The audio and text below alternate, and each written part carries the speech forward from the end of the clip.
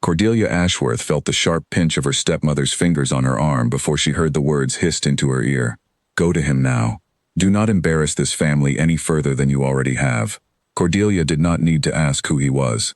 Every eye in the ballroom had already turned toward the tall figure standing near the far windows, a man wrapped in silence and expensive black wool, a man who had not danced with a single woman in 10 years of London seasons, the Duke of Rothmere, Julian Ashford, a name spoken in drawing rooms with equal parts admiration and fear.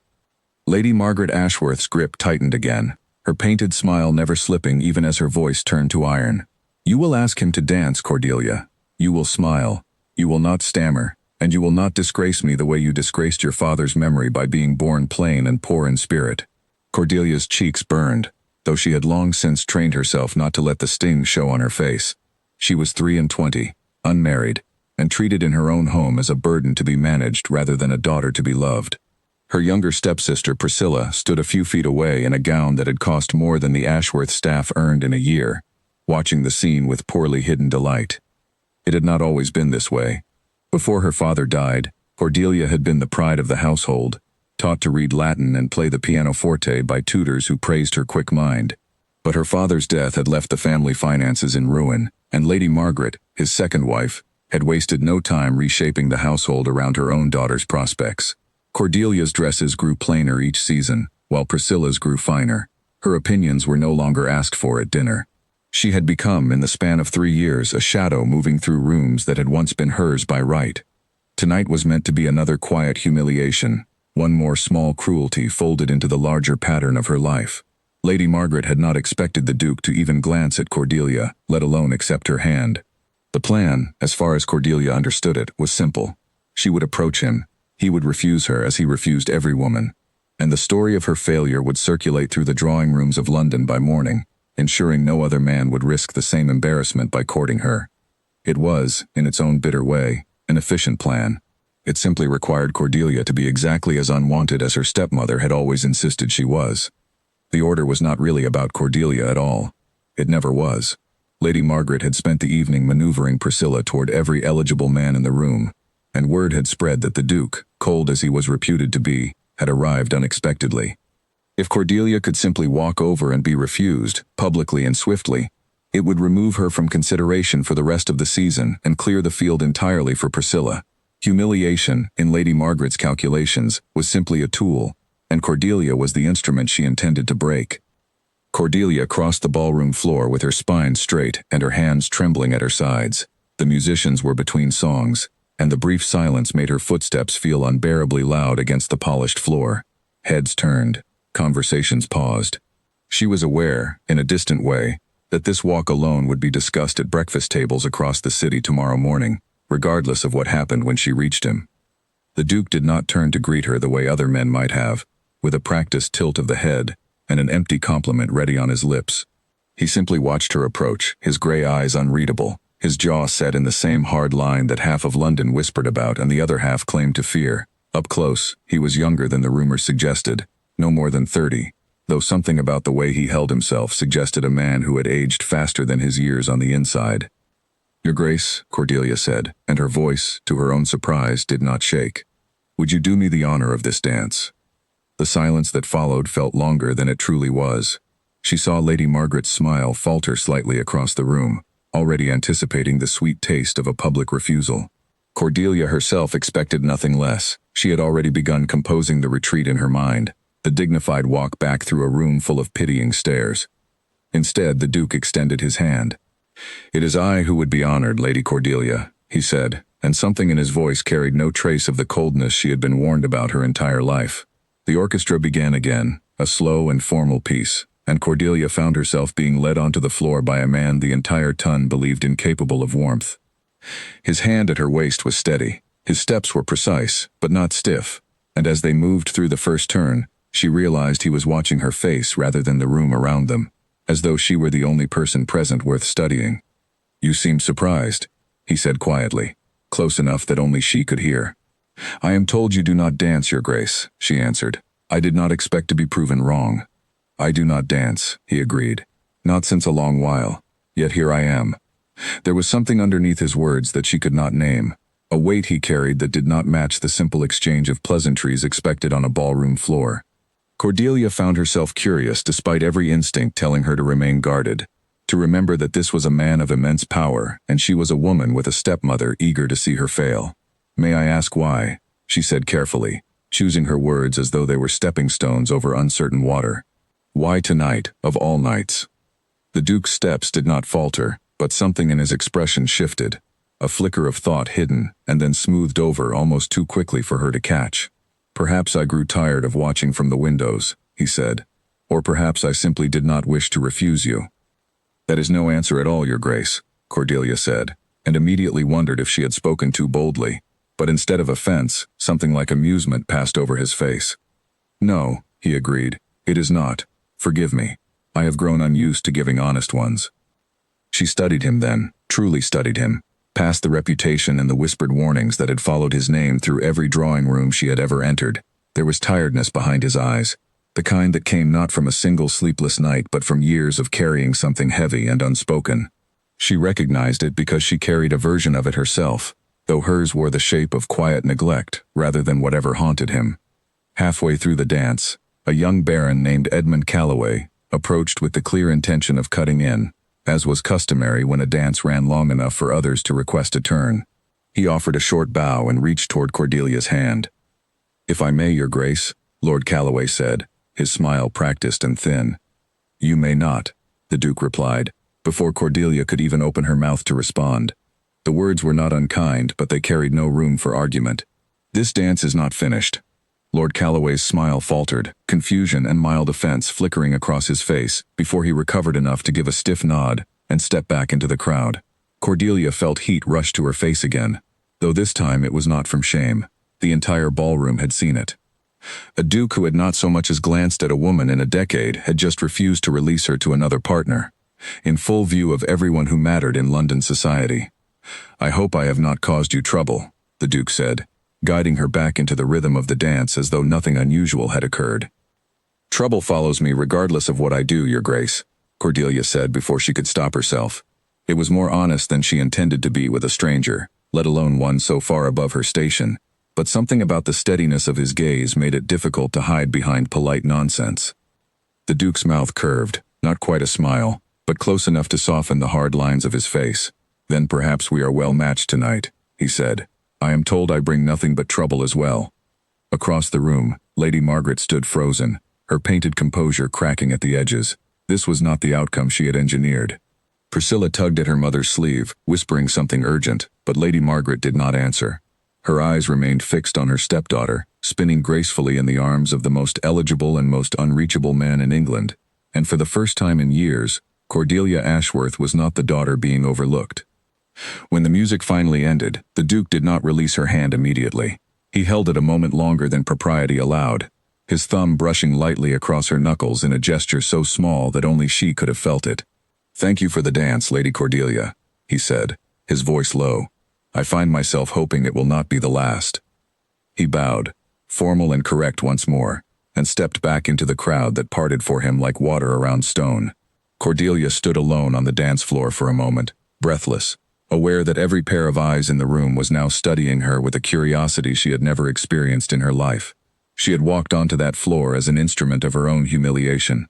She was walking off it as the subject of every whispered conversation in the ballroom, and she had no idea, not yet, how far that single dance would carry her. Lady Margaret reached her within seconds, her nails digging into Cordelia's arm once more, though her voice remained pitched low enough not to be overheard. "What did you say to him?" she demanded. "What did you do?" "I only asked him to dance," Cordelia said honestly, "as you instructed me to."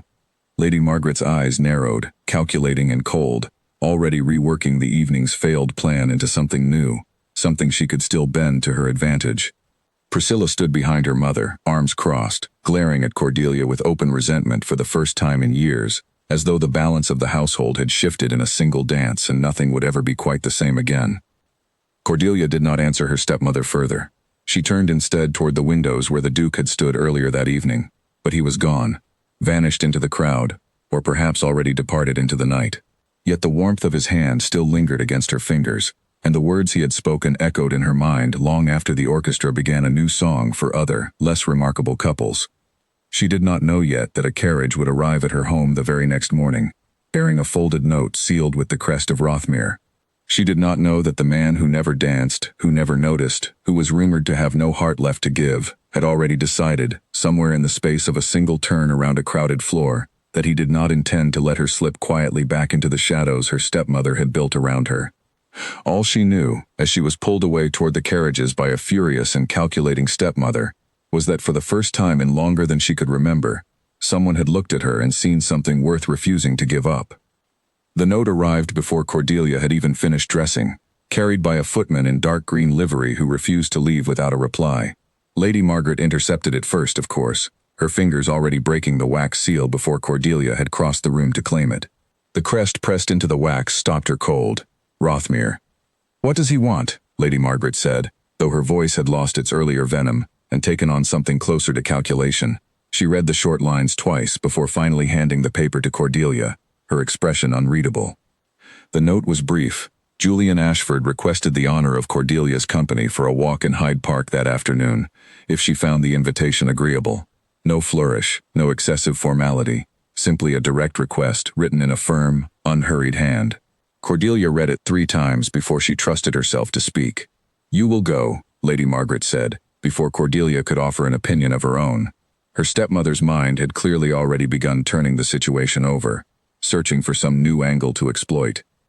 A duke does not send notes to women he intends to forget by morning. This could be useful, Cordelia. Do not ruin it. Cordelia said nothing, though privately she resented being spoken of as though she were a tool to be wielded rather than a woman making her own choice. And yet, beneath the resentment, there was something else stirring, something she had not felt in a very long time. Anticipation. Priscilla appeared in the doorway before Lady Margaret had finished speaking, her arms crossed, her expression sour.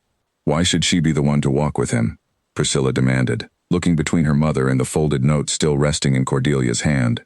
"I am the one who was introduced to half the eligible men in London last season. She was meant to fade into the corner, not steal every advantage for herself." Lady Margaret's eyes flicked toward her daughter with a sharpness that silenced the complaint before it could grow.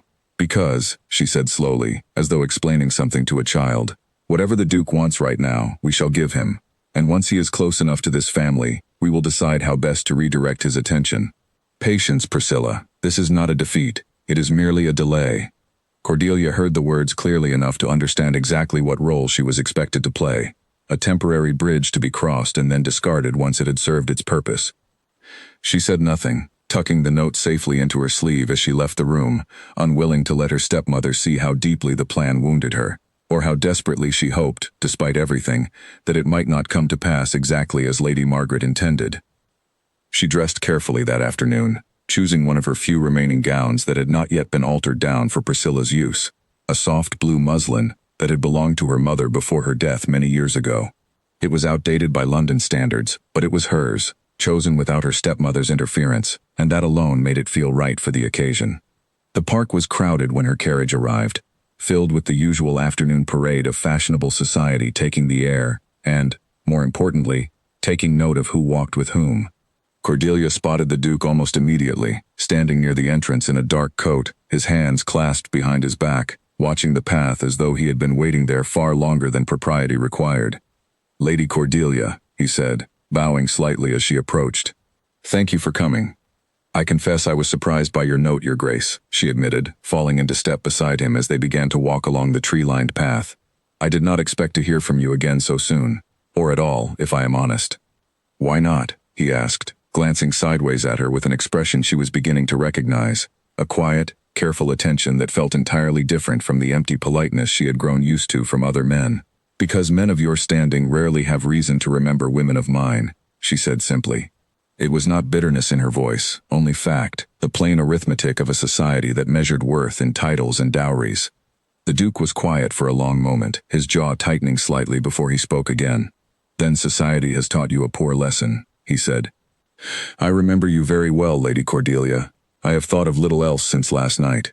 She did not know how to answer that, so she said nothing, and they walked in silence for a while, the autumn air cool against her face, the distant sound of other conversations blending into a soft hum around them.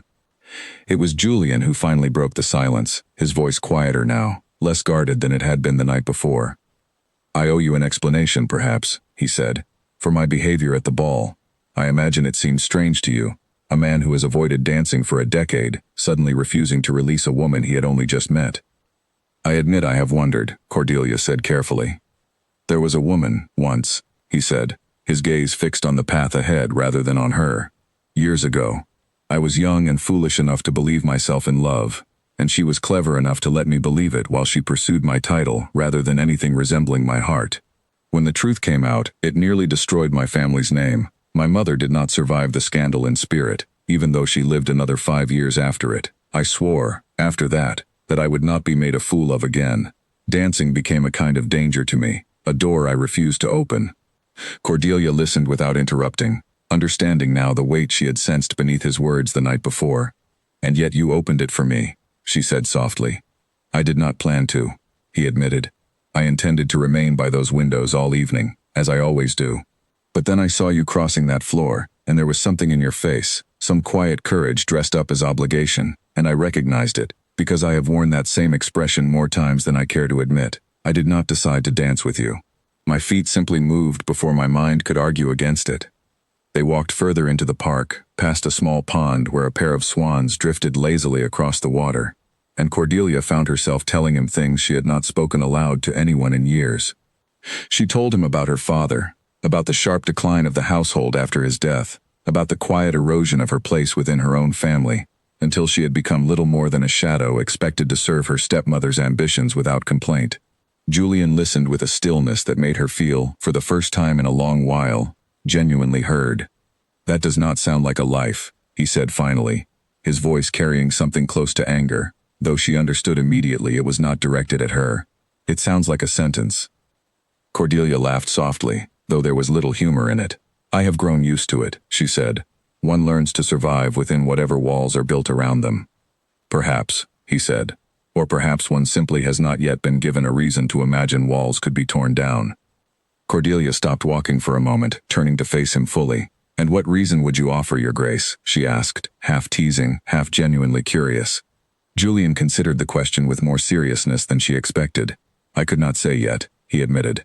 "I have spent so many years guarding every door in my life that I have nearly forgotten how to open one without suspicion. But I find, walking here with you, that I have stopped counting the minutes until I might politely excuse myself, which is a habit I have not broken in longer than I can remember." "Is that meant to be a compliment?" Cordelia asked, a small smile finally breaking through her guarded expression. "It is the closest thing to honesty I have to offer," he said. "I am told I am not very skilled at compliments. My tongue was trained for negotiations and correspondence, not courtship." "Then I shall consider myself fortunate to receive something rarer than a compliment," Cordelia said, and for a moment, walking beside the pond with the swans drifting past and the low autumn sun catching gold along the water, the weight she had carried for years felt, however briefly, lighter than she could remember it being in a very long time. They lingered near the pond a while longer, speaking of smaller things now. Books she had read in secret when her stepmother believed her occupied with mending, a garden her mother had once kept before illness took her, the strange comfort of quiet mornings before the rest of the household woke to demand things of her. Julian spoke, too, of his own solitary childhood, raised by a father who valued duty above warmth, and a mother whose spirit had been quietly extinguished long before her body followed. "We are not so different then," Cordelia said as the afternoon light began to soften toward evening. "Two people taught that our worth depends entirely on what we can offer others. Perhaps it is time we were both taught differently," Julian said, and something in the way he looked at her then made her breath catch, though neither of them moved to close the distance between their hands. As the carriage arrived to carry her home, Julian helped her inside with a formality that did nothing to disguise the warmth beneath it. "Might I call on you again?" he asked, his hand lingering at the carriage door. "I would like that very much, Your Grace," Cordelia said, and meant it more than she had meant anything in a very long time. As the carriage pulled away, she glanced back once and saw him still standing where she had left him, watching until the vehicle turned the corner and disappeared from view. It was such a small thing, that lingering glance, yet it settled into her chest with a warmth she had almost forgotten how to recognize, the quiet, unfamiliar sensation of mattering to someone without condition or calculation attached. But when she arrived home, the warmth of the afternoon faded quickly beneath the cold reception waiting for her. Lady Margaret was seated in the drawing room with Priscilla and a guest Cordelia did not immediately recognize, a heavy-set man, with sharp eyes and an oily smile that made her skin prickle with unease. Before he had even spoken a word, "Cordelia," Lady Margaret said, her voice carrying a false brightness that never boded well. "Allow me to introduce Baron Edmund Calloway. He has expressed a great deal of interest in our family this evening." The same Lord Calloway who had attempted to cut in during her dance the night before rose and bowed over her hand, his grip lingering a moment too long, his eyes traveling over her with an appraising coldness that made her want to pull away immediately. "I understand congratulations may soon be in order," he said smoothly, glancing toward Lady Margaret with a look Cordelia could not quite decipher. "Your stepmother tells me your family's circumstances have grown rather delicate of late. I have offered to discuss certain arrangements that might ease that burden considerably." Cordelia's stomach turned cold. She looked to her stepmother, searching for some sign that this was merely idle conversation. But Lady Margaret's expression held no such reassurance, only the same calculating gleam Cordelia had seen the night before when the Duke's attention had first threatened to upend her carefully laid plans. "What arrangements?" Cordelia asked carefully, though some part of her already understood, with a sinking certainty, exactly what kind of arrangement was being discussed in her absence. "We will speak of it later," Lady Margaret said, her tone leaving no room for further questions tonight. Though her eyes carried a warning Cordelia recognized all too well. "For now, go and rest. It has been a long day, and I imagine you will need your strength for what is to come." Before Cordelia could leave the room, Lord Calloway spoke again, his voice smooth as oil poured over stone. "Your family's debts are not insignificant, Lady Cordelia," he said, watching her closely for a reaction. "I am told the sum owed against this house alone could see your stepmother and stepsister removed from London society entirely within the year, should the wrong creditor grow impatient.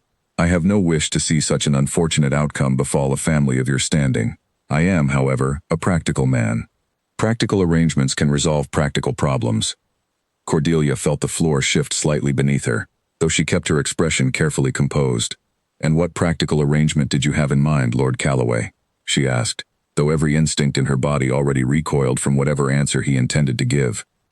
"That is a conversation for another evening," Lady Margaret interjected quickly, before the Baron could elaborate further, her eyes flashing a silent command toward Cordelia to say nothing more. Lord Calloway was merely being courteous in sharing his concerns. "Nothing has been decided, nothing at all." But the Baron's smile lingered a moment too long, and Cordelia understood, with a growing sense of dread, that something had already been decided, at least in his mind, regardless of what her stepmother claimed aloud. She excused herself as quickly as courtesy allowed, climbing the stairs to her room with her heart pounding, the warmth of the afternoon with Julian already feeling impossibly distant against the cold weight settling in her chest. She sat by her window long after the household had gone quiet, watching the dark street below where, hours earlier, a carriage bearing a ducal crest had carried her safely home. Whatever peace she had found walking beside Julian through Hyde Park, she understood now that it would not come without a fight, and that fight, she suspected, was only just beginning. Somewhere beyond these walls, a man who had opened his guarded heart to her for the first time in a decade was likely thinking of their next meeting, unaware that within her own home, a very different kind of negotiation was already underway, one that threatened to close every door he had only just begun to help her open. The key turned in the lock from the outside, and Cordelia heard it click with a finality that made her stomach drop. She rushed to the door and tried the handle anyway, though she already knew it would not give. Through the wood, she could hear Lady Margaret's footsteps retreating down the hallway, unhurried, entirely unbothered by what she had just done. "You cannot keep me locked in here," Cordelia called out, though she doubted anyone remained close enough to hear her. There was no answer. She pressed her palm flat against the door for a long moment, feeling the cold wood beneath her fingers, before she finally stepped back and sank onto the edge of her bed, her mind racing through the events of the past 3 days. It had begun so simply, a walk in the park, a second meeting 2 days later, this time in the more respectable setting of her aunt's drawing room, arranged carefully so that propriety would not be questioned. Julian had come bearing a small book of poetry he thought she might enjoy, and they had spent an hour discussing verses while Lady Margaret watched from the corner of the room, with an expression Cordelia now understood far better than she had at the time. Her stepmother had not been pleased. She had simply been waiting. The waiting had ended that morning, when Lord Calloway returned to the house uninvited. this time without the pretense of courteous conversation. Cordelia had been summoned to the drawing room to find him seated across from Lady Margaret, papers spread across the low table between them, figures and sums that Cordelia did not fully understand, but recognized immediately as something binding, something final. The debts against this house exceed what your stepmother can reasonably repay within the year, Lord Calloway had explained, his voice carrying the same false gentleness he always used when discussing matters that benefited no one but himself. I am prepared to settle the full amount, quietly, without scandal touching this family's name. In exchange, I ask only for your hand in marriage, Lady Cordelia. A simple arrangement, practical as I said before. Cordelia had refused immediately, her voice steadier than she felt. I have no wish to marry you, Lord Calloway, she had said. I am sorry if that displeases you, but I will not be bought and sold like a piece of furniture to settle another family's debts. Lord Calloway had leaned back in his chair, studying her with the patient amusement of a man who did not believe refusal could possibly be final. You speak now with the confidence of a woman who believes herself courted by a duke, he had said. I understand the appeal of such fantasies, truly I do. But dukes marry for alliances and fortunes, Lady Cordelia, not for a pretty face glimpsed once across a crowded ballroom floor. When his interest fades, as it inevitably will, my offer will not remain open forever. I suggest you consider that carefully before you refuse me a second time. I would rather remain unmarried and poor than marry a man who speaks of me as though I were a ledger entry to be balanced, Cordelia had answered, and though her voice trembled slightly, she did not look away from him. The Baron's expression had not changed, though something colder had entered his eyes. Lady Margaret had risen quickly, ushering him toward the door with hurried apologies, promising that Cordelia simply needed time to consider the generosity of his offer, that young women often required patience in matters of such importance. The moment the door had closed behind him, Lady Margaret's composure had shattered entirely. You foolish, ungrateful girl, she had hissed, crossing the room in 3 quick strides. Do you understand what you have just refused? Do you understand what will happen to this family, to Priscilla, to everything your own father built, if those debts go unpaid? The Baron is offering us salvation, and you spit on it because a duke smiled at you once at a ball. It is not once, Cordelia had said, though her voice had begun to shake under the weight of her stepmother's fury. He has called on me twice since. He intends to call again. And what has he offered you? Lady Margaret had demanded. A title? A ring? Or merely pretty words and stolen glances that will mean nothing the moment some other diversion catches his attention? Dukes do not marry penniless stepdaughters with tarnished family names, Cordelia. They amuse themselves with them before returning to their proper circles. Lord Calloway is offering something real. Security. Survival. And you would throw it away for a fantasy. The argument had continued for the better part of an hour, growing louder and more desperate on both sides, until Lady Margaret had finally declared that Cordelia would remain in her room until she came to her senses, that there would be no more walks in the park, no more visits arranged under the guise of poetry and polite conversation, not while a far more sensible arrangement sat waiting to be accepted. Now, hours later, sitting alone in the growing darkness of her locked room, Cordelia understood the true shape of the trap closing around her. There was a ball that evening. One Julian had specifically mentioned he intended to attend, hoping to see her there. She had no way to send word explaining her absence, no way to warn him that something had changed, no way to do anything but sit and wait while her stepmother rearranged the entire course of her life without her consent. She rose and crossed to the window, testing it despite knowing it opened onto a sheer drop with no trellis or ledge to offer any hope of escape. Below, the street was quiet, lit only by the dim glow of gas lamps, carriages occasionally passing on their way to whatever engagements the evening held for luckier women than herself. She pressed her forehead against the cool glass and allowed herself, finally, a few moments of quiet despair, before forcing herself to straighten and think clearly. There had to be another way. Her lady's maid, Alice, had always been kind to her, one of the few servants in the household who treated Cordelia with genuine warmth rather than the careful indifference demanded by Lady Margaret's example. Alice usually brought a tray of tea in the early evening, and if Cordelia could catch her before Lady Margaret thought to forbid the visit, there might yet be a chance to send some word beyond these walls. She did not have to wait long. Within the hour, she heard the soft rustle of skirts and the careful turn of a key in the lock, followed by Alice slipping into the room with a tray balanced carefully in her hands, her expression tight with the particular nervousness of a servant caught between two loyalties. Alice, Cordelia said quickly, keeping her voice low, I need your help, please. I know it may cost you your position if my stepmother discovers it, and I would never ask if I saw any other way. Alice hesitated only a moment before setting the tray down and crossing to Cordelia's side. "What do you need, my lady?" she whispered. "I need word sent to the Duke of Rothmere," Cordelia said. "Only that I am unable to attend this evening's ball, and that I have not changed my mind about anything discussed between us. He will understand what I mean by that, even if no one else does." Alice's eyes widened slightly at the mention of the Duke's name, but she nodded without further hesitation. "I know one of the footmen who owes me a favor," she said. "He can carry a message discreetly enough, if it is done quickly and quietly." "Thank you," Cordelia breathed, gripping Alice's hand gratefully. "I will not forget this kindness." Alice slipped a small scrap of paper and a stub of pencil from her apron pocket, glancing nervously toward the door as Cordelia scrawled a brief, careful message, mindful that whoever might intercept it should find nothing scandalous in the words themselves. She folded it tightly and pressed it into Alice's palm, before the maid disappeared from the room as quietly as she had entered, locking the door once more behind her, to maintain the appearance that nothing had changed. Cordelia spent the remainder of the evening pacing the small confines of her room, listening to the distant sounds of the household below, imagining the ballroom she was missing, the whispers that would inevitably arise from her absence, and wondering whether her message would reach Julian in time to mean anything at all. It was well past midnight when she finally heard footsteps in the hallway again, too heavy and deliberate to belong to Alice or any of the household staff. She sat up sharply on her bed, straining to listen, and then she heard it, unmistakable even through the thick wood of her door. Her stepmother's voice, sharp with alarm, and beneath it, a second voice, deep and controlled, carrying an authority that made even Lady Margaret's protests falter mid-sentence. "I was told Lady Cordelia was unwell," Julian's voice said, cold and precise, in a way Cordelia had not yet heard from him. Strange, then, that no physician has been called, and stranger still that her own maid seemed remarkably relieved to see me at your door rather than concerned for her mistress's health. "This is entirely inappropriate," Lady Margaret said, her voice climbing towards something close to panic. "You cannot simply arrive at a respectable household in the middle of the night and demand entry, Your Grace, whatever your position in society." "I can, and I have," Julian replied evenly.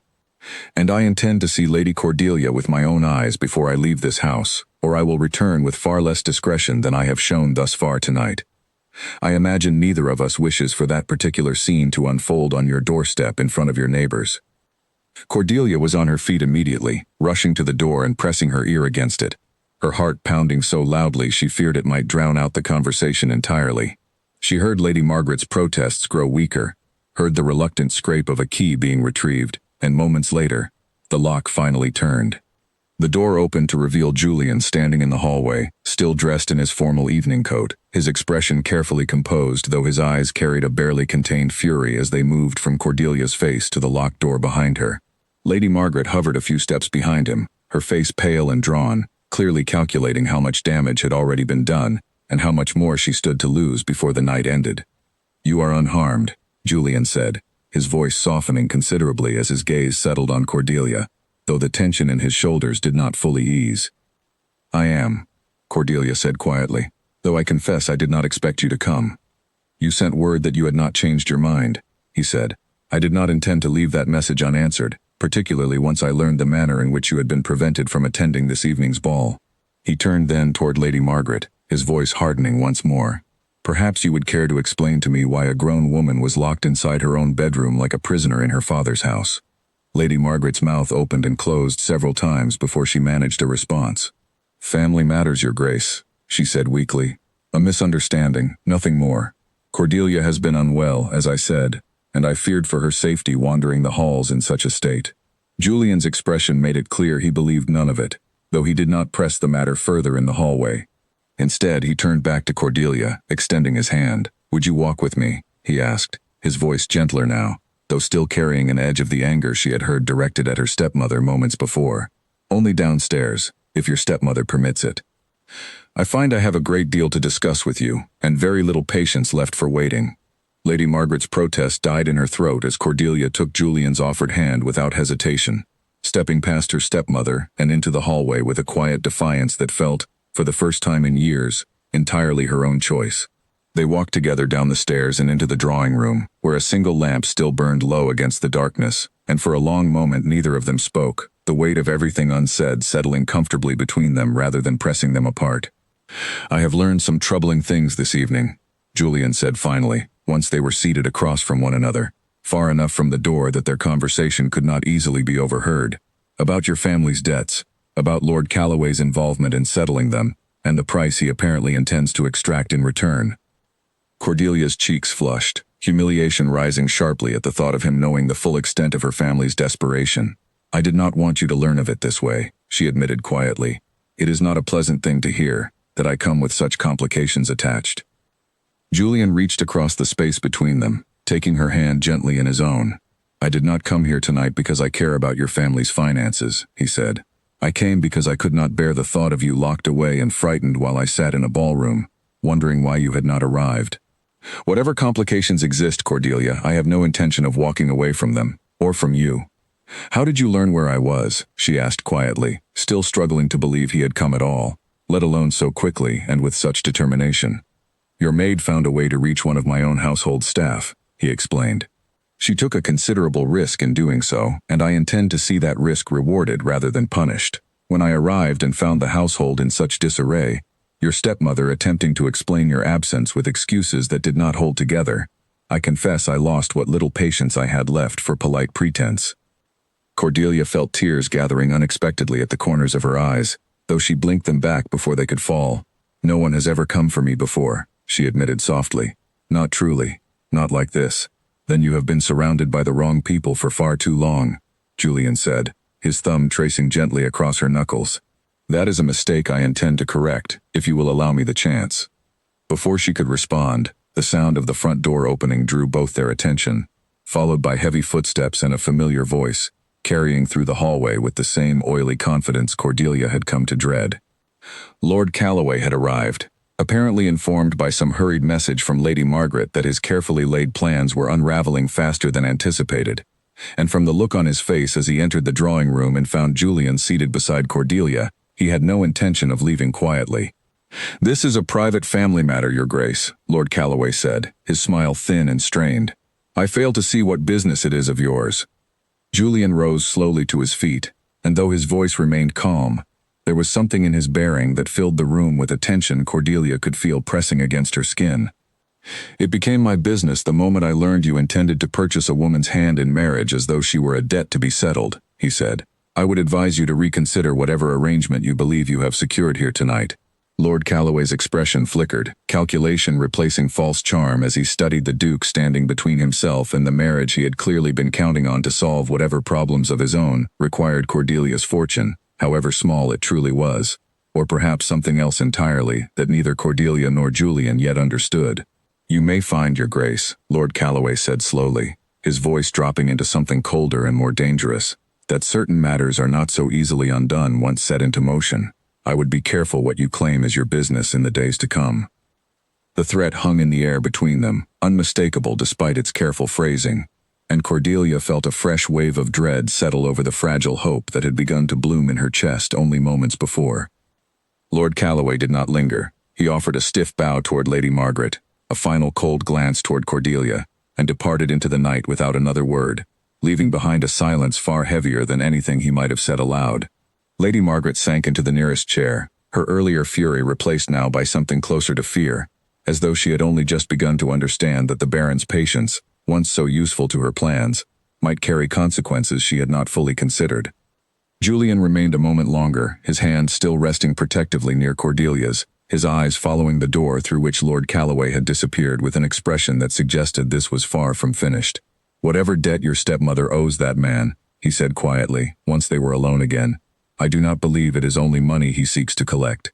I intend to learn exactly what he is after, and I would ask that you be careful, Cordelia, until I do.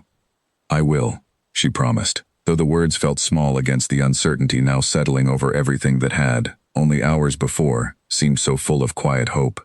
Julian did not sleep that night. He sat in his study long after returning from the Ashworth household, a single candle burning low as he reviewed correspondence and ledgers his solicitor had gathered over the previous months regarding Lord Calloway's financial affairs. He had suspected, from the moment he heard the Baron's veiled threat, that something more complicated than simple opportunism was at play, and by the time the first gray light of morning touched his windows, he had confirmed exactly how right that suspicion had been. Baron Edmund Calloway was, by every measure that mattered, a man on the edge of ruin.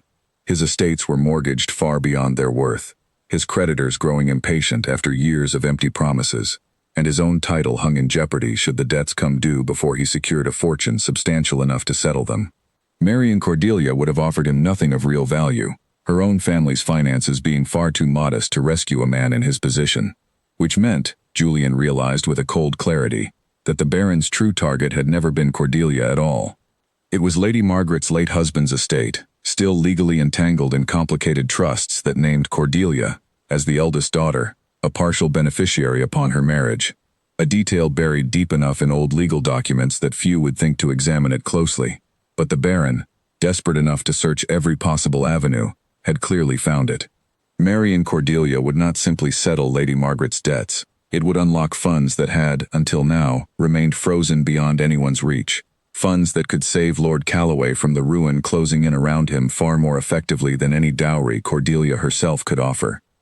Julian summoned his solicitor at first light, a weary but efficient man named Peter Grantham who had served the Rothmere family for over 20 years and had learned long ago not to question the urgency of a summons delivered before dawn. Grantham listened carefully as Julian laid out everything he suspected, then spent the better part of the morning combing through old records at the registry office, cross-referencing names and dates until the outline of Lord Calloway's true intentions became impossible to deny. "It is all here, Your Grace," Grantham said when he returned, spreading a series of documents across Julian's desk. The trust was established by the late Earl Ashworth some years before his death, naming his eldest daughter as primary beneficiary upon her marriage, with provisions substantial enough to interest a man in Lord Calloway's position considerably more than any modest dowry could.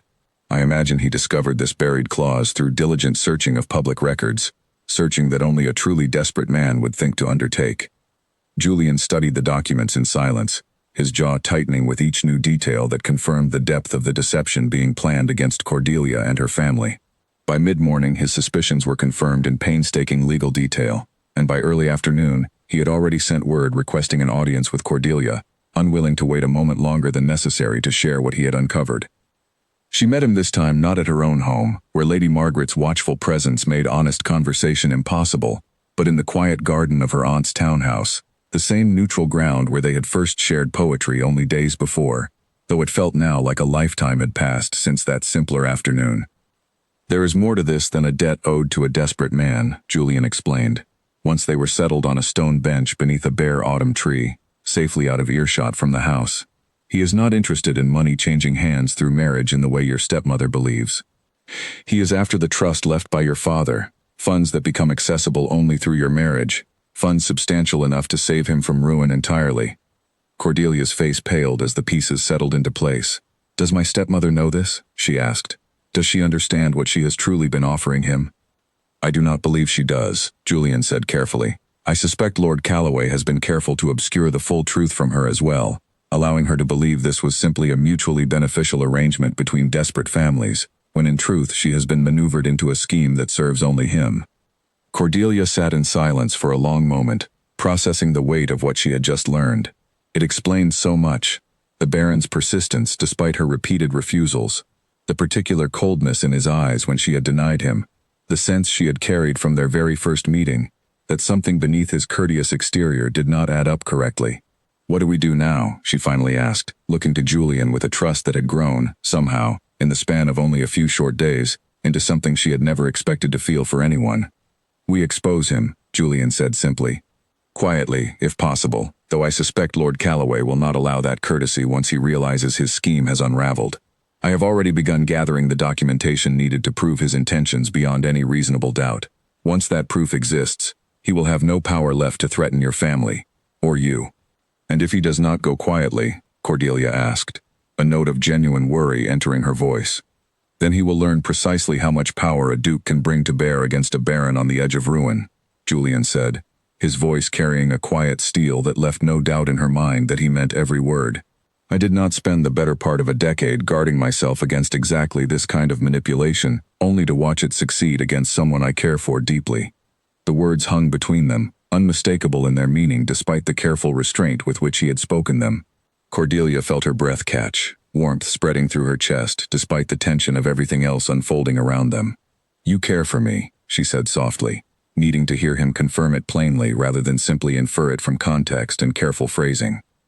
"More than I know how to express properly," Julian admitted, turning to face her fully, his hand finding hers on the cold stone bench between them. "I have spent 10 years believing myself incapable of trusting anyone beyond the narrow circle of duty and obligation that has defined my life since my mother's decline. And then you crossed a ballroom floor with more courage than most soldiers I have known, and something in me simply refused to let that courage go unnoticed. I do not know precisely what this feeling is called, Cordelia, but I know I have not felt anything close to it in longer than I care to admit." Cordelia's hand tightened around his, tears gathering at the corners of her eyes, though she made no effort to hide them this time. "I feel it too," she whispered, "though I confess it frightens me nearly as much as it comforts me. I have spent so long believing myself unworthy of being chosen that I hardly know how to accept it now that someone finally has." Julian lifted her hand gently and pressed a soft kiss against her knuckles, his eyes never leaving hers.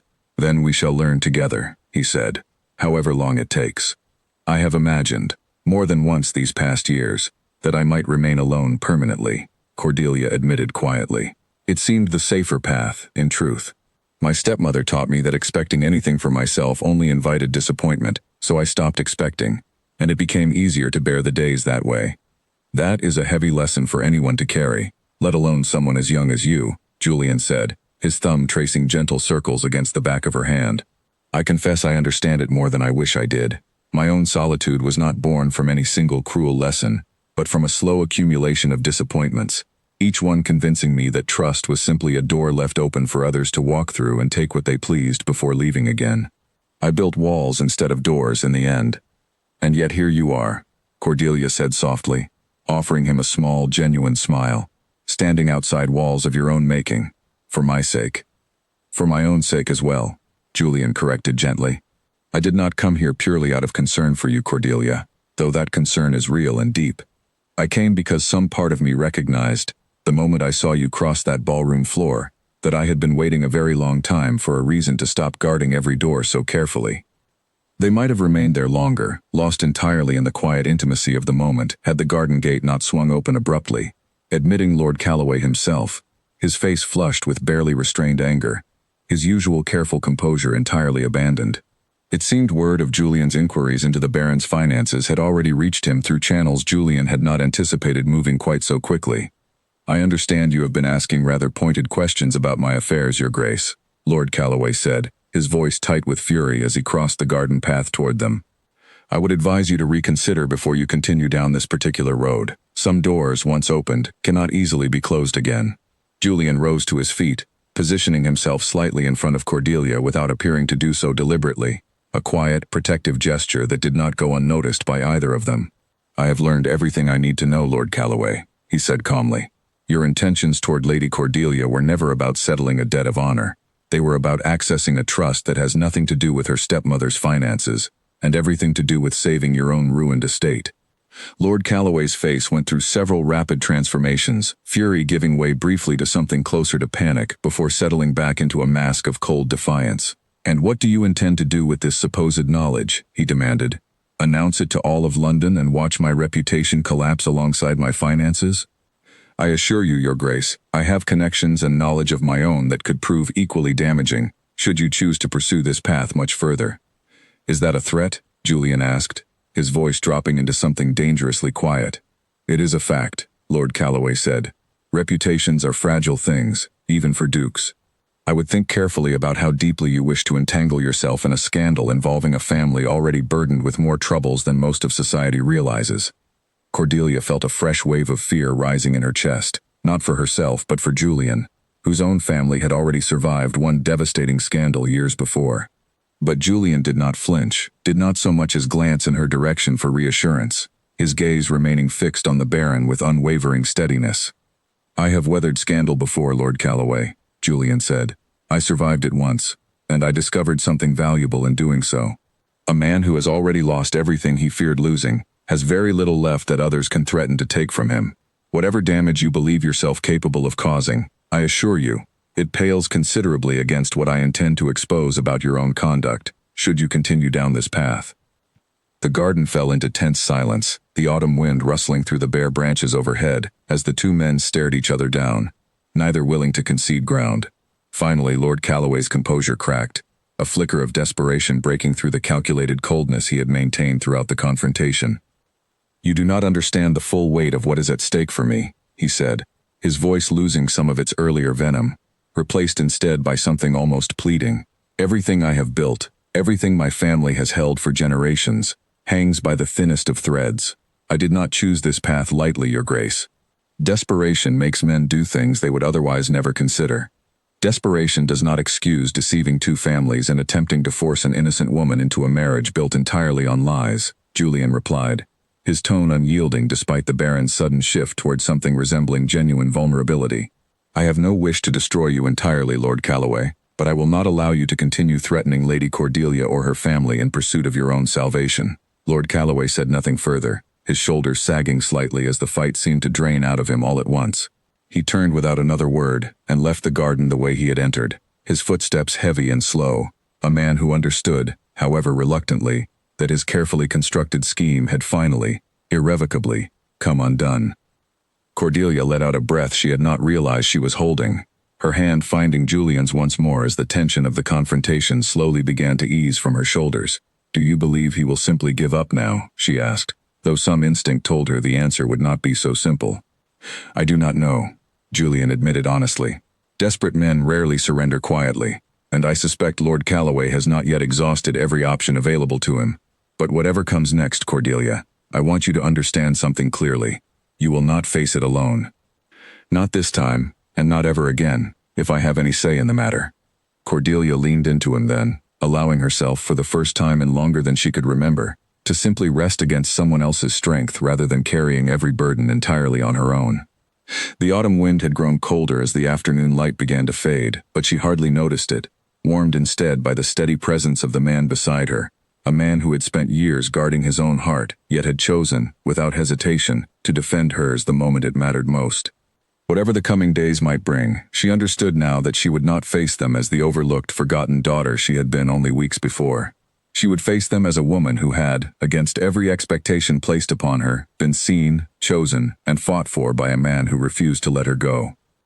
The rumor reached Cordelia before breakfast had even been cleared from the table, carried into the house by a wide-eyed housemaid who had heard it from a neighboring servant only an hour before. Lady Cordelia Ashworth, the whispers claimed, had been secretly promised to Baron Edmund Calloway for the better part of a year, and her recent attachment to the Duke of Rothmere was nothing more than a calculated attempt to secure a wealthier match before honoring an existing commitment. The story had already spread through 3 separate households by the time Cordelia heard it repeated back to her, twisted further with each retelling until it barely resembled anything close to the truth. Lady Margaret, when confronted with the rumor over breakfast, went pale in a way that told Cordelia everything she needed to know. This did not surprise her stepmother nearly as much as it should have, which meant Lord Calloway had likely warned her, or perhaps even enlisted her unwitting cooperation, before setting the story loose upon London society. "He would not dare," Lady Margaret said weakly, though her voice lacked conviction. "He already has," Cordelia replied, setting down her teacup with hands that trembled despite her best efforts to remain composed. "By this evening, every drawing room in London will believe I am a woman who toys with men's affections while secretly bound to another.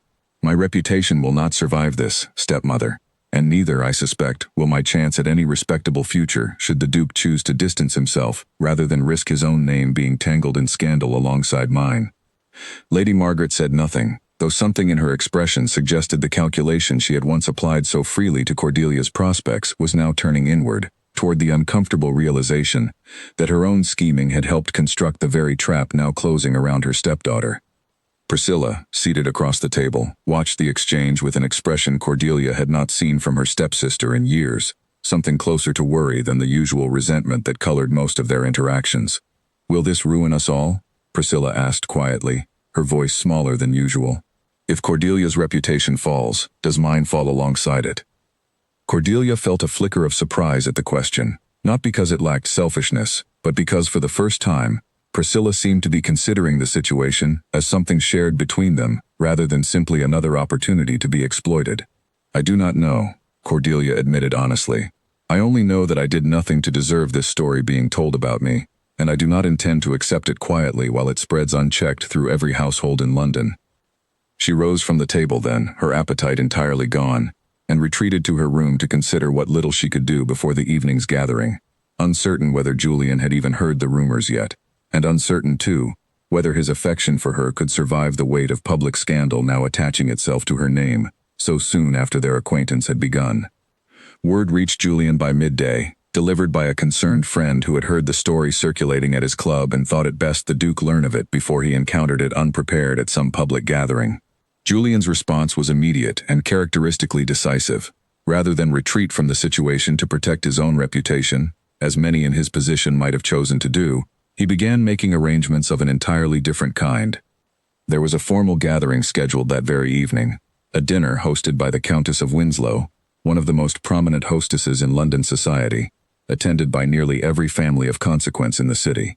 It was, Julian recognized immediately, the perfect stage on which to dismantle Lord Calloway's carefully constructed lie, provided he could gather sufficient proof before the evening began. He spent the afternoon with Grantham once more, compiling the documentation they had already gathered regarding the trust and the Baron's financial ruin, alongside a new piece of evidence Grantham had uncovered only that morning. Correspondence between Lord Calloway and a moneylender discussing the Baron's desperate need for funds within a specific time frame that aligned precisely with his sudden interest in Cordelia's hand. It was not on its own definitive proof that no promise of marriage had ever existed between Cordelia and the Baron, but combined with careful questioning and Julian's own public standing, it would be more than sufficient to unravel the false narrative Lord Calloway had constructed. Cordelia arrived at the Winslow residence that evening with her stomach in knots, uncertain whether she would be met with open hostility or merely the cold, distant politeness that could prove equally damaging in its own quiet way. The moment she entered the grand hall, she felt the shift in the room, conversations pausing, eyes turning, whispers rising and falling like a tide she could not control. Lady Margaret and Priscilla trailed behind her, equally aware of the scrutiny, though for once, neither offered any comment about the attention Cordelia was drawing. Julian found her within minutes of her arrival, cutting through the crowded room with the same quiet authority that had first drawn every eye toward him at the ball where their story had begun. "You look as though you are prepared to face a battlefield," he murmured as he reached her side, offering his arm. "That is precisely how it feels," Cordelia admitted, allowing herself to lean slightly into his steady presence. "You are certain you wish to do this publicly?" Cordelia asked quietly, glancing around at the crowded room full of watchful eyes and eager whispers. "There would be no shame in addressing it more privately, in protecting your own name from association with mine while this settles." Julian stopped walking and turned to face her fully, his expression firm. "I have spent 10 years protecting my own name at the expense of nearly everything else that might have made my life worth living," he said. "I do not intend to make that same mistake with you. Whatever this evening costs either of us, I would rather pay it standing beside you than watch from a safe distance while you face it alone." Cordelia's throat tightened with emotion she did not trust herself to voice aloud, so she simply nodded, tightening her grip on his arm as they continued forward. "Then let us face it together," Julian said again, softer this time, and together they moved through the crowded hall toward the section of the room where Lord Calloway stood holding court among a small cluster of interested listeners, clearly enjoying the attention his manufactured scandal had brought him. Lord Calloway's expression flickered with surprise, quickly masked, as Julian approached with Cordelia at his side, both of them carrying themselves with a calm confidence that seemed to catch the Baron entirely off guard. "I did not expect to see you here this evening, Your Grace," he said smoothly, though there was a brittle edge beneath his careful tone, given the circumstances. Julian's voice, when he responded, carried easily across the surrounding conversations, deliberately pitched to draw attention, rather than avoid it. "What circumstances would those be, Lord Calloway? Perhaps you might clarify for those present, since I understand a rather detailed story has been circulating today regarding a supposed engagement between yourself and Lady Cordelia." The nearby conversations fell away entirely, guests drawn toward the confrontation with the particular hunger London society reserved for scandal unfolding in real time. Lord Calloway's smile tightened, though he pressed forward with practiced ease. "I merely shared what I understood to be an existing arrangement between our families," he said. "An arrangement discussed some time ago, before Lady Cordelia's attentions were apparently redirected elsewhere." "That is a curious claim," Julian said, reaching into his coat and producing a folded set of papers, which he did not yet open, allowing the gesture itself to build anticipation among the gathered crowd. "Because I have spent the better part of today reviewing documentation regarding your financial affairs, Lord Calloway, and I find no record whatsoever of any formal arrangement between yourself and Lady Cordelia. What I do find, however, is rather extensive evidence of debts owed to no fewer than 4 separate creditors, debts that have grown increasingly urgent in recent months, alongside correspondence suggesting a very specific need for funds that Lady Cordelia's modest dowry alone could never satisfy. A murmur rippled through the gathered crowd, and Lord Calloway's composure cracked visibly for the first time, color rising in his face as he glanced around at the listening guests. "This is a private matter," he said, his voice losing some of its earlier smoothness. "I do not see why my financial affairs should be discussed in such a public setting. They became a public matter the moment you chose to spread a false story designed to damage a woman's reputation for your own benefit," Julian replied evenly. "Lady Cordelia was never promised to you. What you sought, Lord Calloway, was access to a trust established by her late father, funds that would become available to you only through marriage, funds substantial enough to rescue your own ruined estate from the consequences of your considerable debts. When she refused you, not once but multiple times, you constructed this scandal in an attempt to force her hand through public humiliation rather than honest persuasion, since honest persuasion had already failed you entirely." The crowd's murmurs grew louder now, several guests exchanging pointed glances, clearly recalculating their understanding of the situation entirely. Lord Calloway looked around at the gathered faces, seeing understanding shift toward suspicion, then toward something closer to contempt, as the true shape of his scheme became apparent to everyone present. "You have no proof of any such intention," Lord Calloway said, though his voice had lost most of its earlier confidence, the words coming out sharper and more desperate than he likely intended. "I have correspondence," Julian said, finally unfolding the papers he had been holding, though he made no move to distribute them widely, simply holding them visible enough to confirm their existence. "Correspondence between yourself and a moneylender named Harrison, discussing the precise timeline required before certain debts would come due, a timeline that aligns remarkably closely with your sudden and persistent interest in securing Lady Cordelia's hand. I have also spoken at length with her stepmother, who has confirmed that no formal arrangement between your families ever existed prior to your recent visits, and that the debts owed against the Ashworth household were entirely separate from any supposed promise regarding marriage." Every eye in the room turned toward Lady Margaret, who stood frozen near the edge of the gathered crowd, her face pale, clearly torn between the instinct to protect her own reputation and the growing realization that continued silence now would only implicate her further in the Baron's deception.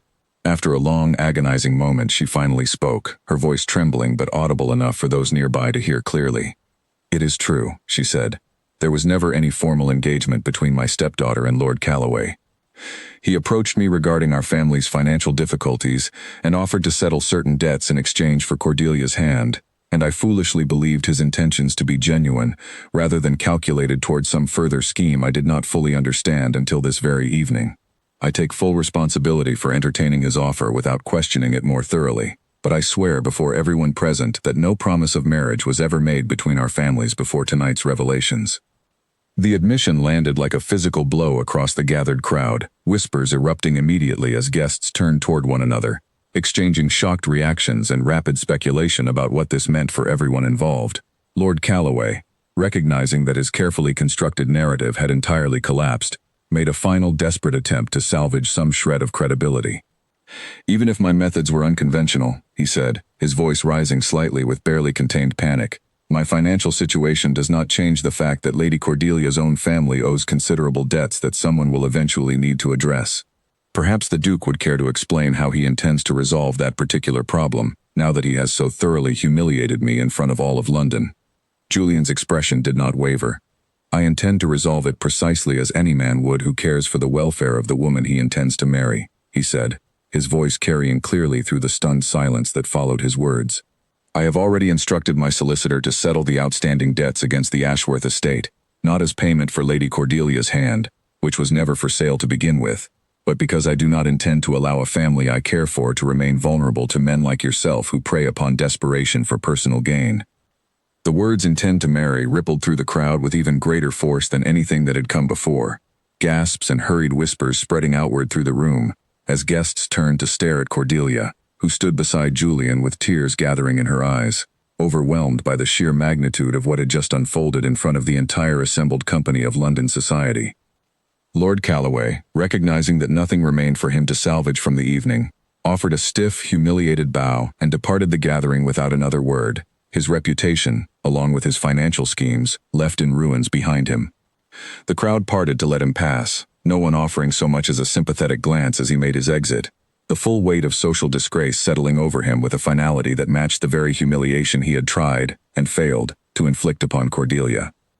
In the aftermath, as conversation slowly resumed around them, Julian turned to Cordelia, his earlier composure finally softening into something warmer, more vulnerable than she had seen from him even in their most private moments together. "I apologize for the manner in which that particular announcement was made," he said quietly, a small, almost sheepish smile tugging at the corner of his mouth. "I had intended a rather more private and considerably more romantic setting for that particular declaration." Cordelia laughed despite the tears still gathered in her eyes, relief and joy tangling together into something she could barely contain. "I believe I can forgive the setting, Your Grace," she said, given the circumstances that demanded it.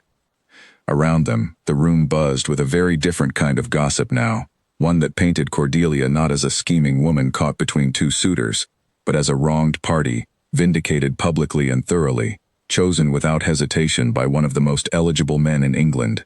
Lady Margaret watched the scene unfold with an expression Cordelia could not quite read, somewhere between shame and reluctant relief, and for the first time since her father's death, Cordelia felt something shift permanently within the fragile balance of her family, a shift she suspected would only continue in the days and months to come. The Countess of Winslow herself approached shortly after, her sharp eyes moving between Cordelia and Julian with open curiosity, though her tone carried none of the malice that had colored so much of the earlier gossip. "I have hosted a great many dinners in my time," she said, a faint smile playing at her lips, "but I cannot recall one quite so memorable as this. You have given all of London something far more interesting to discuss than the usual tired scandals, Lady Cordelia. I suspect you will find society considerably more welcoming toward you by morning than it was by this afternoon." Cordelia managed a small, exhausted laugh at that, the tension of the evening finally beginning to drain from her shoulders now that the worst of it had passed.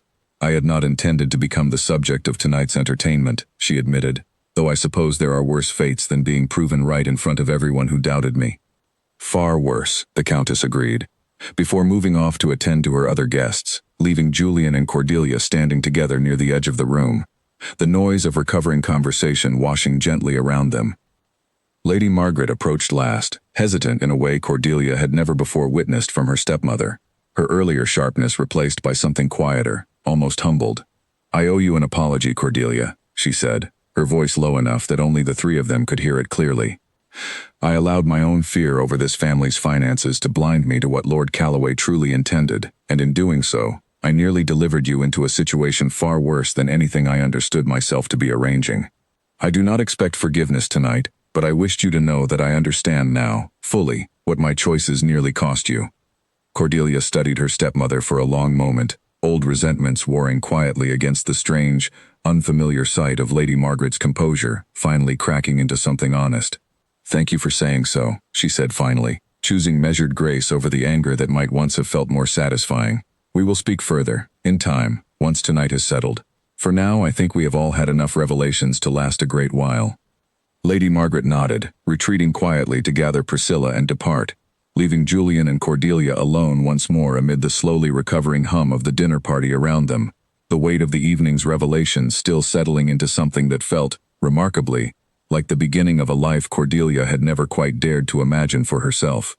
3 weeks had passed since the dinner at the Winslow residence, and Cordelia still found herself occasionally startled by how thoroughly her circumstances had changed.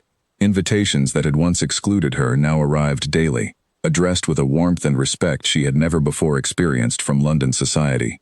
Lord Calloway had quietly withdrawn from public life altogether, his estate placed under the management of creditors eager to recover what remained of their investments, his name rarely mentioned except as a cautionary tale whispered among mothers warning their daughters against fortune hunters disguised as gentlemen. Lady Margaret, in the weeks following her public admission, had undergone a transformation Cordelia still struggled fully to trust, though the change seemed genuine each time she observed it. Her stepmother no longer spoke of Cordelia as a burden to be managed, no longer compared her unfavorably to Priscilla at every opportunity. It was not warmth precisely, not yet, but it was something closer to respect than Cordelia had received from her in the 3 years since her father's death, and she found herself cautiously willing to build upon that fragile foundation rather than dismiss it entirely. Julian called on her almost daily, their courtship now conducted entirely in the open, free from the secrecy and suspicion that had shadowed its earliest days. They walked together through Hyde Park most afternoons, no longer drawing quite the same startled attention they once had, though Cordelia suspected London society would never entirely stop watching the pairing of the reclusive Duke of Rothmere and the once overlooked Ashworth daughter, with at least some measure of fascinated interest. During one such afternoon walk, Cordelia found herself reflecting aloud on how strange it felt to be greeted warmly by women who had once crossed the street rather than acknowledge her presence. "It is a peculiar thing," she said, watching a group of finely dressed ladies nod politely as they passed. "3 months ago these same women would not have spared me a second glance. Now they inquire after my health as though we have been dear friends for years." Julian's expression carried a hint of dry amusement. "Society has a short memory for anything except status and scandal," he said. "You have become both interesting and respectable in the same stroke, which is a rare combination indeed. I would advise you not to place too much faith in the warmth of it. Sincerity in these circles is often measured in inches rather than miles." "I do not need their sincerity," Cordelia replied, tightening her hand around his arm. "I have grown rather used to finding it in smaller, steadier places instead." He glanced down at her then, something soft passing behind his eyes. "I intend to remain one of those places for as long as you will have me," he said, and she found herself smiling the rest of the way home. It was on a quiet evening in late autumn, the leaves finally fully turned and beginning to fall, that Julian arrived at her aunt's townhouse with a request that he speak with Cordelia alone in the garden, the same garden where he had first confronted Lord Calloway weeks before. Cordelia agreed without hesitation, though something in his manner that evening felt different from his usual steady confidence, a slight nervousness she had never before witnessed in him. They walked together beneath the bare branches, the evening air carrying the crisp scent of the changing season, and for a while Julian said little, simply walking beside her with his hands clasped behind his back, his expression thoughtful and distant. Finally he stopped near the same stone bench where they had once sat discussing the trust and Lord Calloway's scheme, and he turned to face her fully. "I have given a great deal of thought to how I wish to do this," he said, his voice carrying a vulnerability she had rarely heard from him even in their most private conversations. "I considered a formal proposal, arranged with all the customary ceremony expected of a man in my position. A ring presented before witnesses, perhaps, or a carefully worded letter delivered through proper channels. But I found, the more I considered it, that none of those approaches felt honest to what has actually passed between us these past weeks." Cordelia's heart began to race, though she said nothing, simply watching him with an attentiveness that seemed to steady his nerves slightly. "I have spent the better part of a decade choosing nothing for myself," Julian continued. "Every decision I made was measured against duty, against reputation, against the careful preservation of a name that had already survived one devastating scandal, and could not, I believed, survive another. I chose solitude because it felt safer than risking further loss. I chose distance because closeness had once cost me dearly. And then you crossed a ballroom floor because your stepmother ordered you to, expecting nothing from the encounter beyond a swift and humiliating refusal, and something in me simply could not bring myself to give you that refusal." He reached into his coat and withdrew a small velvet box, though he did not open it yet, holding it instead between them as though the object itself required careful consideration before being offered. "I am not choosing you tonight because it would resolve any family debt, or settle any lingering scandal, or satisfy any expectation placed upon either of us by society," he said. "I am choosing you, Cordelia, because for the first time since I was a very young man, I have found something I want simply because it is good, and true, and mine to choose freely, without duty or obligation dictating the decision. You are the first thing I have chosen entirely for myself in longer than I can remember, and I find I do not wish to spend another day without you beside me." He opened the box then, revealing a ring set with a single deep sapphire surrounded by small diamonds, understated in its elegance compared to what Cordelia might have expected from a man of his position, and somehow more meaningful for exactly that reason. "It belonged to my mother," he explained quietly, "before the sorrow of her later years overtook the woman she had been in her youth. I have kept it locked away for a very long time, uncertain I would ever find someone I trusted enough to offer it to. I can think of no one more deserving of carrying her memory forward than you." Cordelia's tears fell freely now, moved as much by the weight of the history he had entrusted to her as by the proposal itself.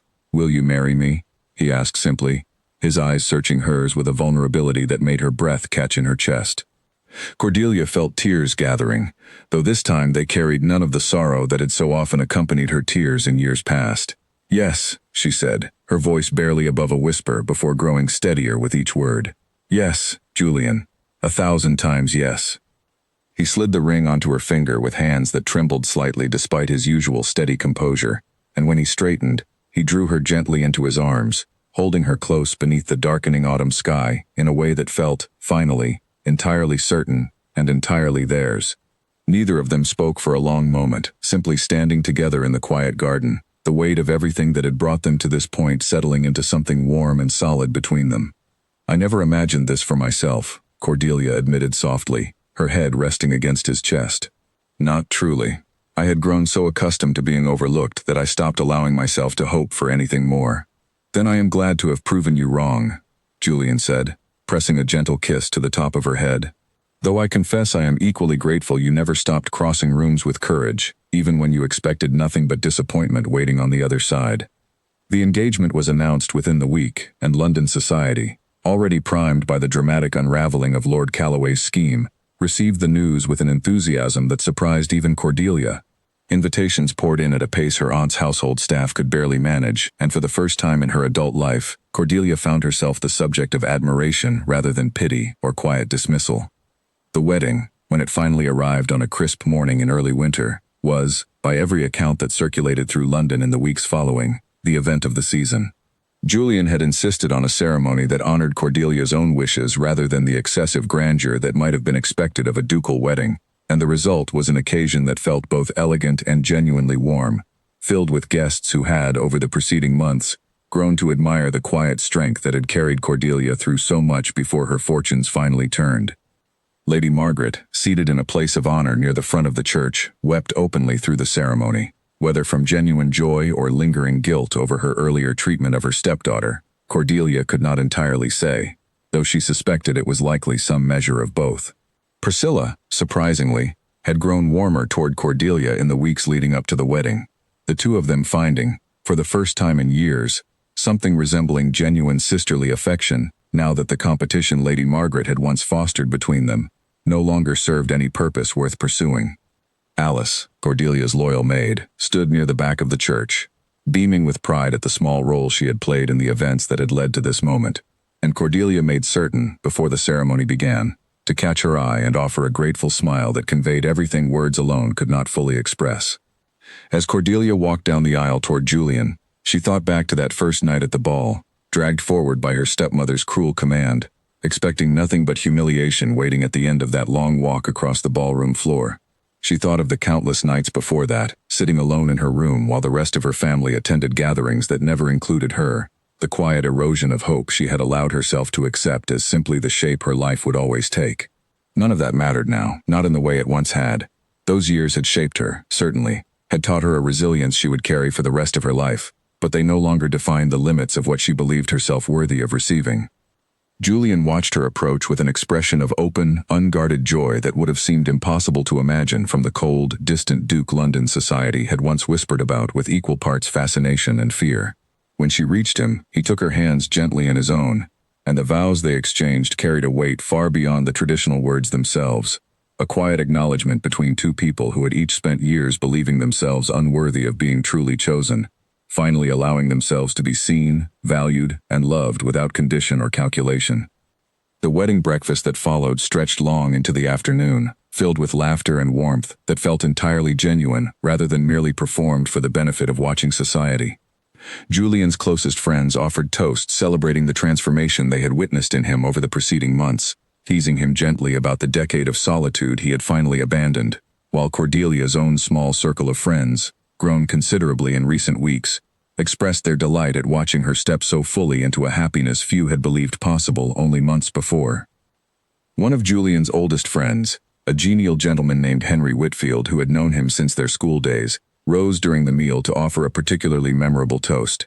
"I have known Julian Ashford for nearly 20 years, he said, raising his glass toward the newly married couple. And in all that time, I do not believe I once saw him dance, laugh without restraint, or speak of anything beyond duty and obligation. I confess I had begun to worry he had forgotten how. Lady Cordelia, whatever it is you have done to remind him, the rest of us are deeply grateful for it, and more than a little envious of the man fortunate enough to have found you." Laughter rippled warmly through the gathered guests, and Julian, uncharacteristically, allowed himself to laugh along with them rather than retreating into his usual composed reserve. Cordelia watched him in that unguarded moment and felt her heart swell with a happiness she still occasionally struggled to trust as entirely real, so accustomed had she once been to disappointment, following closely behind any glimpse of joy. Even Lady Margaret, seated beside Priscilla near the head table, seemed to soften further as the celebration wore on, at one point leaning close to Cordelia during a quiet lull to offer a few words that carried none of the calculation that had once colored nearly everything she said. "Your father would have been proud of the woman you have become," she said quietly. "I am sorry it took me so long to see it myself." Cordelia squeezed her stepmother's hand gently, choosing to accept the sentiment in the spirit it was offered, rather than measuring it against every past unkindness. "Thank you," she said simply, and for once, the words between them carried no hidden edge, only something close to peace.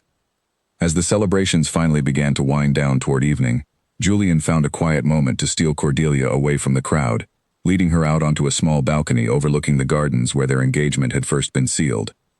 The winter air was cold, but neither of them minded, standing close together as the last light of the day faded over the city spread out below them. "Duchess of Rothmere," Julian said softly, testing the title against her name for the first time since the ceremony had made it official. "How does it feel?" Cordelia considered the question seriously, tracing the events of the past months through her mind. The humiliation and fear that had marked its earliest days now transformed entirely into something she could hardly have imagined for herself only a season before. "It feels like being seen," she said finally, turning to face him fully, her eyes bright with a happiness that had once felt entirely out of reach. "Truly seen, for the first time in longer than I can remember. Not for what I could offer someone else, or what burden I represented to be managed and dismissed, but simply for who I am." Julian drew her close, resting his forehead gently against hers. "Then I have done exactly what I set out to do," he murmured, "when I refused to let anyone else touch your hand on that ballroom floor all those months ago. I did not know it then, not fully, but some part of me already understood that I had found something worth holding on to for the rest of my life." Below them, the city continued its evening routines, entirely unaware of the quiet moment unfolding on the balcony above, two people who had each been shaped by loss and disappointment, finally finding, in one another, the kind of steady, unconditional belonging neither had believed themselves worthy of receiving. Cordelia thought again of Alice, of Grantham, of the Countess who had welcomed her so graciously into society's good graces, of even Priscilla and Lady Margaret, each of whom had played some small part in carrying her toward this moment, whether through quiet kindness or through the painful lessons their earlier cruelty had taught her about the kind of love worth accepting and the kind worth refusing entirely. She thought, too, of the frightened young woman who had crossed that ballroom floor months earlier, certain she walked toward humiliation, and she felt a quiet, grateful tenderness toward that earlier version of herself, the one who had found the courage to keep walking anyway. "I used to believe courage meant surviving whatever was done to me without complaint," she said softly, half to herself and half to Julian, who listened with quiet attentiveness. "I understand now that it also means allowing myself to hope for something better, even after years of being taught not to." "That is the braver kind, by far," Julian said, drawing her closer against the cold. "I am glad you never lost hold of it, even when I imagine it would have been easier to let it go entirely." Cordelia Ashworth, once dismissed as the forgettable eldest daughter of a struggling household, had become the Duchess of Rothmere, chosen not out of duty or obligation, but simply because a man who had spent a decade guarding his heart had looked across a crowded ballroom and refused, from that very first moment, to let her go. Spring arrived early that year, unfurling green across the gardens of Rothmere House, earlier than anyone could remember, and Cordelia spent many of her mornings walking the grounds that had, within a few short months, come to feel entirely like home. The transition from the quiet, careful existence she had known in her stepmother's household to the far grander responsibilities of a duchess had not always come easily, but Julian had proven, in every possible way, to be exactly the steady partner he had promised to be on that autumn evening in the garden. She had learned, over those first months, to manage a household staff considerably larger than anything she had known growing up, to host visiting dignitaries with a composure that would have seemed impossible to imagine only a year before, and to navigate the particular expectations placed upon a duchess without losing the quiet warmth that had first drawn Julian to her across that crowded ballroom floor. It had not been an easy adjustment, but it had been, in every meaningful way, a welcome one. Each new responsibility a reminder of how far she had traveled from the overlooked, forgotten daughter she had once believed herself destined to remain. It was during one such spring morning that Cordelia first began to notice the particular fatigue that seemed to settle over her without explanation, a tiredness that no amount of rest fully resolved, accompanied by a sensitivity to certain smells that had never troubled her before.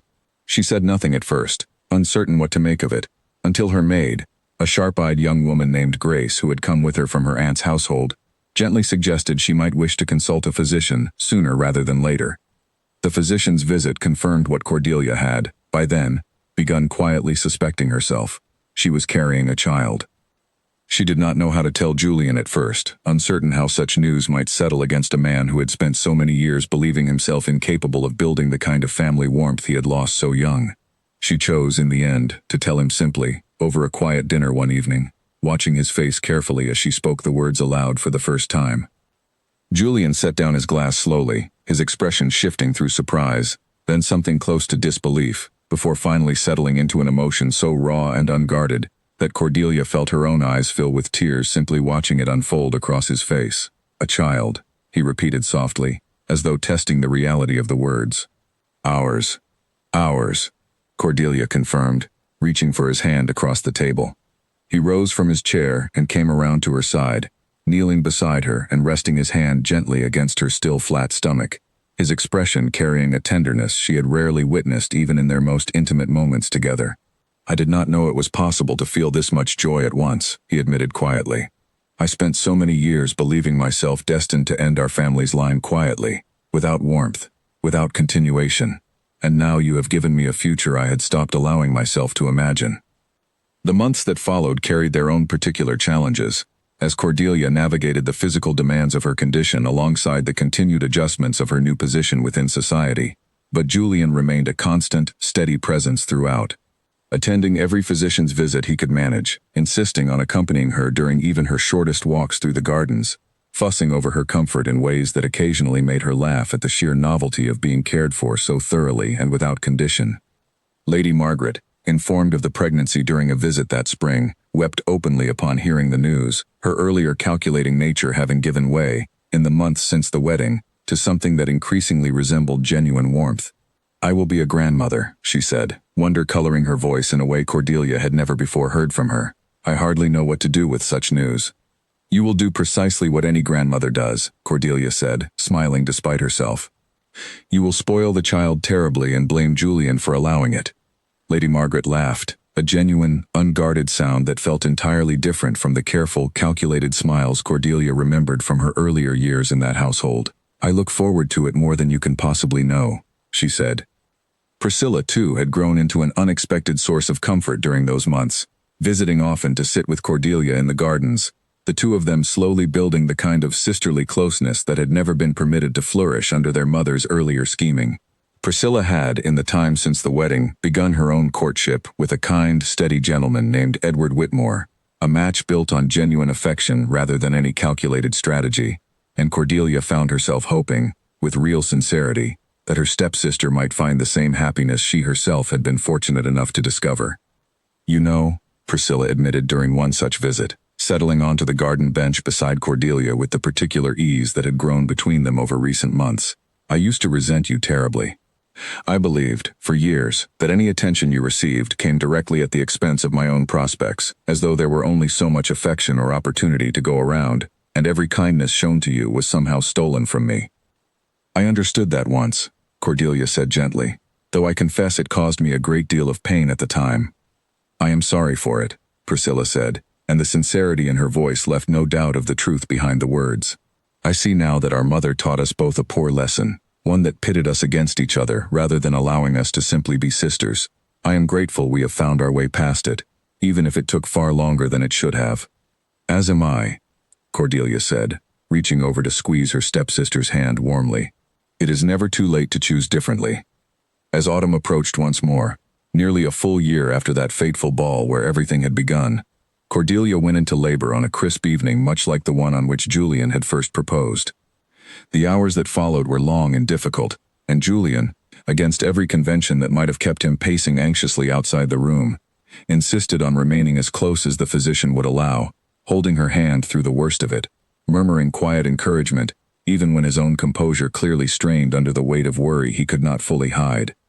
The physician had warned them the process might stretch through much of the night, and it did, hour folding into hour, while the household staff moved quietly through the halls below, candles burning steadily against the darkness outside. Julian never once left her side, his composure fraying visibly as the night wore on, though he steadied himself each time by simply holding her hand tighter and murmuring that she was doing wonderfully, that he had never witnessed anything so remarkable as her strength through it all. When their daughter finally arrived, small and healthy and crying with a strength that made both her parents laugh through their exhausted tears, Julian held her for the first time with a careful reverence that Cordelia would remember for the rest of her life. "We shall name her after your mother," he said quietly, looking down at the small, sleeping face cradled against his chest. "If that would please you." "It would please me more than anything," Cordelia said softly, and so their daughter became Eleanor, carrying forward the memory of the mother Cordelia had lost so many years before, born into a family finally free of the shadows and cruelty that had once defined so much of Cordelia's early life. The years that followed brought their own share of ordinary joys and ordinary challenges, as they do for any family, but Cordelia never again doubted, not for a single moment, the steadiness of the love she had found in the most unexpected of circumstances. Born from a single dance she had approached expecting nothing but humiliation. Julian remained, throughout every season that followed, exactly what he had promised to be on that quiet autumn evening in the garden. A steady presence who had chosen her freely, without duty or obligation dictating the decision, and who continued choosing her, every day, for the rest of their lives together. Eleanor grew into a curious, spirited child, favoring her father's quiet thoughtfulness alongside her mother's quiet resilience. And in time, she was joined by a younger brother, a boy named after Julian's own father, whose arrival brought the same overwhelming joy that had greeted his sister's birth years before. Rothmere House, once known throughout London as a cold and solitary place, became instead a home filled with laughter, warmth, and the particular chaos that only small children could bring, a transformation few who had known Julian in his earlier guarded years could have ever predicted. Lady Margaret visited often in those years, doting on her grandchildren with an affection that stood in sharp contrast to the calculating coldness of her earlier years, and Cordelia, watching her stepmother kneel in the garden grass to help young Eleanor gather fallen leaves, found she had long since released whatever bitterness remained from those difficult years before the ball that changed everything. People could change, she had come to understand, given enough time, enough humility, and enough willingness to see the damage their earlier choices had caused. On quiet evenings, long after the children had been put to bed, Cordelia and Julian often found themselves back in that same garden where he had first proposed, sitting together beneath the same bare branches that had witnessed so much of their story unfold. "It still astonishes me," Julian said one such evening, years after that first fateful ball, "that a single dance could change the entire course of a life." "It was not merely the dance," Cordelia said, resting her head against his shoulder. "It was the choosing that came after it, again and again, through every difficulty that followed." "I would choose you again in every version of this life," Julian said quietly, pressing a gentle kiss to the top of her head, however many times it took. Somewhere above them, a light still burned in the nursery window, where Eleanor and her younger brother slept soundly under the watchful care of the household staff, who had grown to love them as fiercely as their own parents did. Cordelia looked up at that small, steady light and felt, as she often did in quiet moments like this one, an overwhelming gratitude for the strange, winding path that had led her here. From a locked bedroom and a cruel stepmother's ambitions, to this peaceful garden, this steady hand in hers, this life she had once believed entirely out of reach. "Do you ever wonder," she asked softly, "what might have happened if I had refused that night? If I had simply walked away rather than crossing the ballroom floor at all?" Julian considered the question for a long moment, his thumb tracing slow, absent circles against her hand. "I do not think it would have mattered," he said finally. "I believe some part of me had already noticed you before your stepmother ever gave that order. I simply needed a reason brave enough to finally cross the room myself, and you gave me one without ever intending to." Cordelia smiled at that, tilting her face up toward the darkening sky, stars beginning to emerge faintly above the bare autumn branches. "Then I suppose we ought to thank her. In some strange way," she said. "However unintentionally, she gave us this." Julian laughed softly, the sound warm and unguarded in the quiet evening air. "Perhaps," he agreed, "though I think we built the rest of it ourselves, one choice at a time." And so their story continued, not with grand declarations or dramatic confrontations, but with the quiet, steady accumulation of ordinary days built upon a foundation neither of them had ever expected to find. Two people who had each once believed themselves unworthy of being truly chosen, finally understanding, after everything they had weathered together, exactly what it meant to be seen, valued, and loved without condition for the rest of their lives.